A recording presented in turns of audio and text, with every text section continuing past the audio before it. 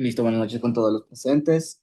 En el taller que se va a dictar el día de hoy va a ser la recopilación o bueno, la repetición de lo que sería el cálculo de la temperatura superficial terrestre mediante imágenes satelitales Landsat y a la final vamos a hacer una breve muestra de cómo la inteligencia artificial nos puede ayudar con distintas herramientas, tanto IA generativa como agentes de inteligencia artificial para hacer justamente la automatización de algunos tipos de procesos en este caso. Entonces, lo primero que vamos a visualizar son los parámetros necesarios o datos necesarios que nosotros necesitamos llegar a tener, los procesamientos que lo vamos a hacer mediante la plataforma de QGIS o el software de QGIS, mejor dicho, y el cálculo de los parámetros y finalmente la obtención de la temperatura superficial para este caso. Entonces, como breve introducción, podemos decir que la temperatura radiativa de la superficie del suelo se la puede llegar a medir justamente por sensores remotos en este caso. Es diferente con respecto a lo que sería la temperatura del aire, que se lo llega a medir con termómetros convencionales a 2 metros sobre el nivel del suelo y a la sombra. Entonces, eso se refiere más que todo a la sensación térmica. Lo que hace el cálculo de la temperatura superficial terrestre, en este caso, es justamente identificar mediante los sensores la temperatura de la superficie de distintos cuerpos como el suelo, la vegetación, edificios, etcétera, etcétera. Entonces aquí nosotros tenemos una breve tabla, nosotros nos vamos a enfocar a lo que sería el uso de imágenes tanto Landsat como 8.9 y 5.7, que hay algunas características, sobre todo las bandas necesarias que nosotros utilizaríamos para el cálculo de las mismas. Vamos a utilizar lo que sería Landsat 8 o 9, porque tiene una mejor resolución espacial en este caso, ¿sí? Miren que para Landsat 8 y 9 tenemos la banda 10 y la banda 11. De todas maneras, también tenemos la banda 6 en lo que sería el Landsat 5 y sus distintas longitudes de onda en este caso. Importante, en este caso ya se ha hecho un recorte de las bandas necesarias, que sería la 5 que equivale al infrarrojo, y la banda 4 también. Y también importante tener el catálogo de los metadatos, que es un archivo en tipo texto para observar los distintos tipos de parámetros que uno como usuario va a necesitar implementar dentro de los procesamientos que nosotros vamos a realizar. Entonces, miren que una de las consideraciones justamente es la hora de adquisición. Para la zona de Ecuador, para toda esta zona justamente, se vendría Landsat, en este caso sobrevuela entre las 10 y 11 de la mañana.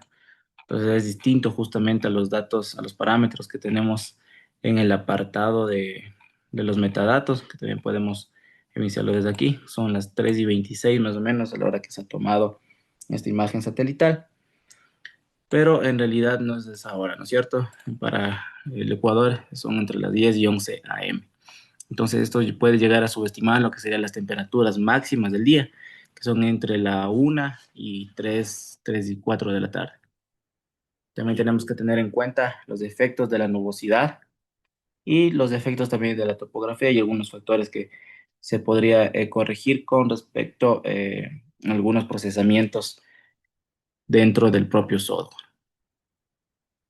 Listo. Entonces, una de las aplicaciones o algunas de las aplicaciones son la detección de islas de calor urbano.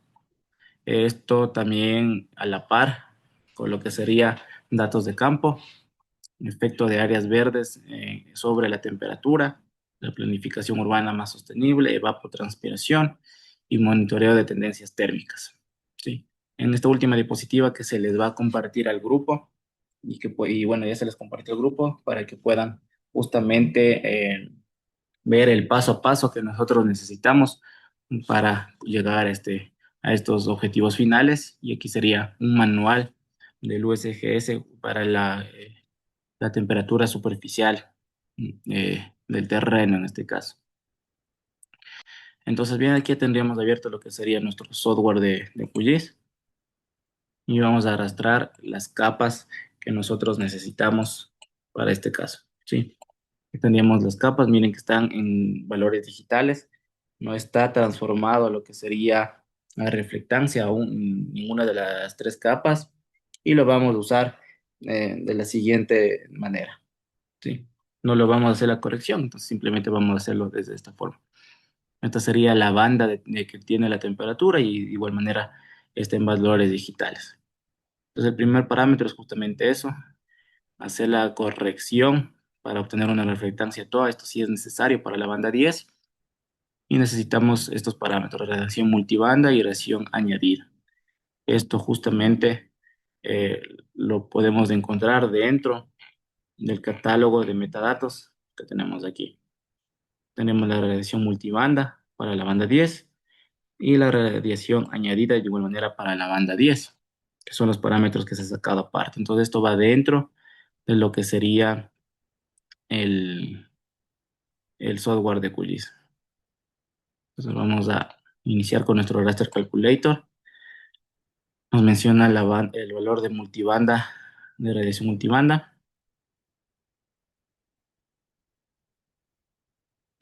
Esto multiplicado por el valor digital, así que sería la banda 10 cruda en este caso, y más el valor añadido, sería 0.1.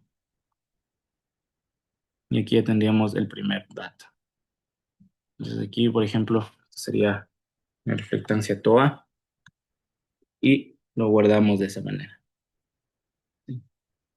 Y aquí ya tendríamos justamente este valor. Entonces la banda 10 ya podríamos quitarle incluso. Tendríamos este valor calculado. Después de ello, bueno, tendríamos que calcular también el índice de vegetación, que es bastante importante, por eso justamente se utilizó tanto la banda 5 como la 4. Entonces vamos a hacer el cálculo, banda 5 menos banda 4, dividido para banda 5 más banda 4. Y nuevamente, ¿no es cierto? Aquí sería bueno el índice NDVI, que después vamos a hacer un contraste. Y aquí lo típico, ¿no es cierto? Valores más cercanos a -1 son las donde no hay vegetación y los valores más cercanos a 1 son las donde sí hay vegetación, como podemos apreciar aquí. Siguiente paso es el cálculo de lo que sería la proporción de vegetación, emisión, temperatura de brillo, y que los conceptos más que todo los pueden ver de mejor manera bibliográficamente dentro del apartado de las diapositivas que se les va a compartir. Entonces, la proporción de vegetación, miren que nos dice el valor de NDVI menos el valor mínimo. Esto simplemente podríamos copiar acá al QGIS. Yo lo voy a poner de esta manera hasta ingresar la fórmula, después ya lo borraría para poner el valor normal. Sería NDVI menos el valor mínimo, y el valor mínimo que me dio es menos 0.10. Entonces, en realidad, como sería menos, ¿no es cierto? Menos por menos es más. Bien, más 0.102578. Esto es elevado al cuadrado. ¿Sí? Tenemos el primer valor. Y esto dividido para valor máximo, en este caso nos menciona, que sería 0.636774. Nuevamente, más de este valor de acá. Podemos copiar y podemos pegar. Y esto también es elevado al cuadrado. Tenemos la proporción de vegetación, que destaca más justamente los elementos de la vegetación en la zona para discriminar, por ejemplo, de áreas urbanas, etcétera. Miren que los valores van entre 0 y 1 típicamente. Sí, que se discriminan mejor los valores de 0, por ejemplo, zonas urbanas. Miren que aquí, agregando lo que sería un mapa base, sí, haciendo la comparación con el NDVI, no se distingue tanto, pero aquí ya se distingue mejor lo que sería en este caso este cuerpo de este estadio, que sería una zona de vegetación. Entonces, esa es la proporción de vegetación, la función para distinguir de mejor manera lo que sería la información de vegetación en este caso. Siguiente sería el cálculo de la emisividad. Tenemos toda esta fórmula bastante larga y estos valores sobre todo son los valores típicos para algunos tipos de elementos, por ejemplo, vegetación, zonas urbanas, agua, etcétera, etcétera. Esto también está dentro del apartado bibliográfico que ustedes pueden observar. Entonces aquí vamos a ingresar. La fórmula sería 0,98 o la proporción de vegetación más 0,92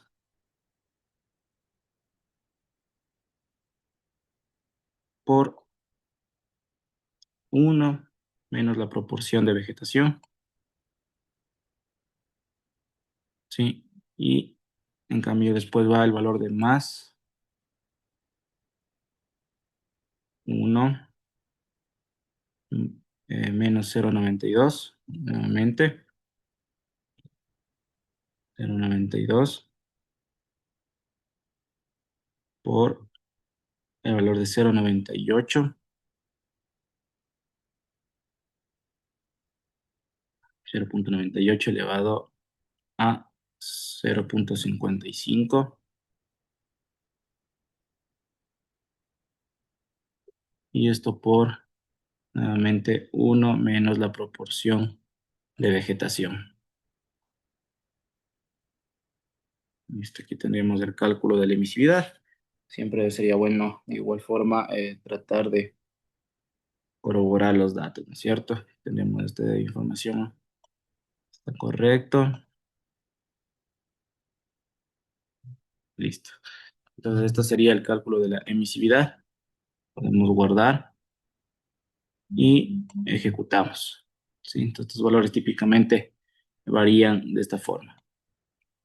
Tendríamos ya prácticamente todos los valores y ya sería el cálculo de lo que sería BT. Miren que aquí nos proporciona dos variables que tendríamos que justamente tratar de conseguir, ¿no es cierto? Estas se las consigue nuevamente dentro del apartado del blog de notas, en este caso, que viene de los metadatos, ¿sí? Entonces, aquí lo que tendríamos que hacer es nuevamente ingresar nuestra fórmula. Nos menciona la constante K2 y la constante K2 de la banda día tenemos que tener en cuenta. Copiamos simplemente nuestro valor. Tendríamos nuestro primer valor dividido para el logaritmo de K1 dividido para TOA, que es el valor que ya habíamos calculado anteriormente. K1 dividido para TOA, ¿no es cierto? Este valor que ya tendríamos calculado. Cierro paréntesis, más 1. Y hasta aquí ya tendríamos el cálculo de temperatura de brillo, ¿sí? Pero para pasarlo a Celsius sería menos 73,15. Tener información en grados Celsius. Esto sería el BT. Esto ya podemos ejecutar. Entonces, esta es la temperatura de superficie. Miren que tenemos valores desde menos 6 grados hasta 42 grados, que serían las zonas urbanas en este caso, ¿no es cierto? Aquí podemos hacer simplemente una simbología para poder eh, visualizar de mejor manera, ¿no es cierto? Serían las zonas más frías, con una categoría más, un poco menos frías. Podemos poner una zona como de transición. Esta vendría a ser la temperatura ideal, ¿no es cierto? Temperatura ambiente. Aquí ya vendría a ser una temperatura más caliente y las zonas de mayor concentración de temperatura. ¿Sí? Entonces miren que justamente si activamos de Google Satélite las zonas más frías, vendrían a ser por ejemplo las zonas de los nevados. Aquí tenemos un nevado y por acá también tenemos otro. Estas son las zonas más frías que concuerdan justamente con nuestra información. Y las zonas más calientes, en este caso, podemos ver, ¿no es cierto?, zonas urbanas, que serían zonas, sobre todo, un estudio también que se hizo son las zonas de suelo desnudo, ¿sí? Que llegan a absorber también bastante de esta radiación y son zonas de focos de calor en este caso. Podemos observar este centro urbano y podemos también, por ejemplo, ver qué temperaturas hay por acá, ¿no es cierto? 32 grados, 29, cerca de los 30, y así va variando estas tendencias térmicas dentro de este apartado urbano y dentro de la zona en general de estudio. Y a partir de aquí también podríamos hacer lo que sería el cálculo, bueno, más que todo no cálculo, sino una corrección, ¿no es cierto?, de temperatura de brillo que tenemos nosotros en el momento, hacer el cálculo mediante la emisividad, ¿sí? Los valores de emisividad que se calculan mediante la NDVI para tener un valor más real y tener finalmente el LST en este caso. Entonces abrimos nuevamente nuestro Raster Calculator y tenemos el valor de BT que acabamos de obtenerlo dividido para uno más doble paréntesis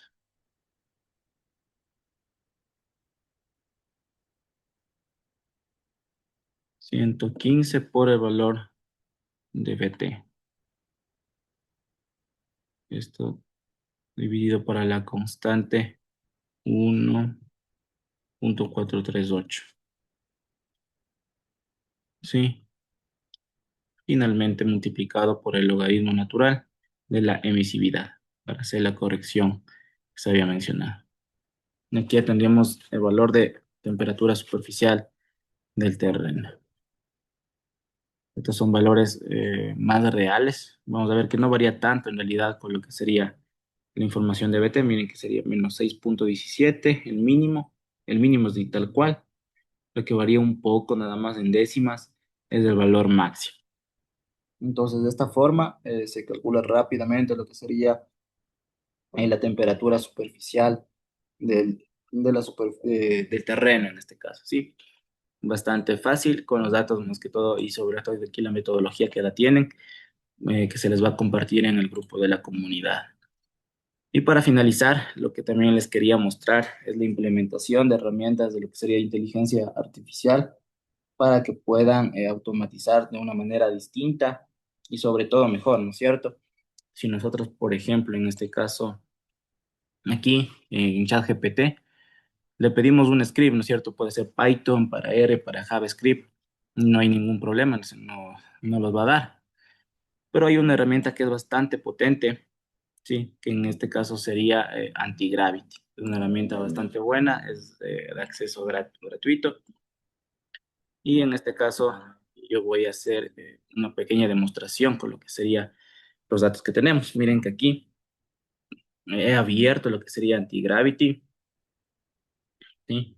Tengo las capas de la información dentro de mis datos y yo justamente apoyándome en este caso sí con una IA de inteligencia artificial he generado este prompt, este prompt aquí, el de acá, para calcular automáticamente lo que sería el índice NDVI en este caso, ¿sí? Entonces aquí yo puedo, por ejemplo, cambiar los distintos tipos de modelo para utilizarlo y yo voy a pegar simplemente mi prompt. Entonces aquí lo que vamos a pedir es que calcule el índice NDVI con los datos raster que yo tengo ubicados en esta ruta. Aquí está la banda roja y la banda del infrarrojo y automáticamente, obviamente, el ChatGPT nos da todo este prompt y obtenemos este dato. Y nos va a generar automáticamente lo que sería el archivo en sí. Es distinto al dato, por ejemplo, que nosotros podemos llegar a obtener con ChatGPT, con Gemini, con Cloud, nos van a dar un prompt, pero tendríamos que ingresarlo dentro justamente de algún software, puede ser ArcGIS, QGIS o alguno de los procesadores, ¿no es cierto? Visual Studio Code, Jupyter, Google Colab, pero aquí esta herramienta de Antigravity, al ser un agente, nos puede generar ya archivos propios, o sea, los resultados en sí. Entonces, esto es bastante bueno. Está enfocado a lo que sería desarrollo web, todo ese tipo de desarrollo de APIs, Antigravity, pero podemos justamente nosotros darles de enfoque con respecto a la teledetección y obtener unos resultados bastante buenos en este caso. Aquí ya está generando, miren que aquí nos dice que ha detectado un error, pero automáticamente el, el proyecto detecta ese error y lo corrige. Sí, lo corrige automáticamente y aquí no tenemos que volver a pedirle un prompt, no tenemos que volver a pedir un script, lo corrige automáticamente y esto ya está ejecutado. Sí, ya tenemos el valor. Y si yo, por ejemplo, me voy a lo que sería mi carpeta, miren que aquí ya estaría el resultado .tif y vamos a visualizarlo acá, ¿no es cierto? Aquí tendríamos el resultado .tif, que es el dato que ha calculado Antigravity. En los valores de NDVI que nosotros calculamos varía un poquito en lo que serían los valores mínimos y en los valores máximos está tal cual, 0,63, 0,63. Aquí tenemos el resultado de Antigravity y este sería el que calculamos nosotros con el propio software. Y en paralelo, ¿no es cierto? Aquí tenemos un pequeño dato, ¿no es cierto? Que tenemos tipo de dato flotante, valores asignados a no data, el típico menos 9.999. Y también tendríamos lo que sería el valor flotante 32, las coordenadas y todo este tipo de información que es bastante adecuada. En paralelo también, aquí nos suele dar, bueno, aquí no ha generado en realidad el script, pero nos suele dar como resultados, bueno, aquí está el script. El script que ha proporcionado, en este caso está elaborado con Python. Aquí está la ruta, he importado las librerías que necesita justamente para el cálculo, la fórmula y finalmente los valores, ¿no es cierto?, que nosotros hemos pedido. Entonces, esto es bastante útil y aplicado justamente a lo que sería la teledetección. Tiene N posibilidades y aplicaciones que de igual manera se les va a estar eh, compartiendo en los distintos talleres o cursos que se llegue a confirmar en el transcurso del tiempo. Entonces, eso sería todo con respecto al taller. De igual manera, eh, nosotros vamos a subir ahora sí la grabación y vamos a poder tener la grabación dentro del grupo que ustedes están formando parte para que puedan revisarlo.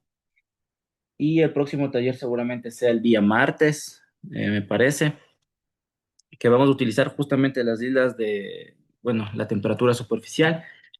Vamos a utilizar también lo que sería inteligencia artificial, el software R, para aumentar la resolución mediante la metodología de downscaling, aumentar la resolución de estos datos, ¿no es cierto? Aquí, como vimos, tenemos esta información de temperatura superficial, tenemos a 30 metros de píxel por píxel. Aquí en información podemos observar. Aquí está, ¿no es cierto? 30 por 30. Y vamos a pasar de los 30 metros a los 10 metros con predictores. Justamente cálculo de algunos índices, NDVI, NDVR, y aumentar la resolución, sobre todo espacial, para que no se vea tan pixeleado de las islas de calor urbana en este caso.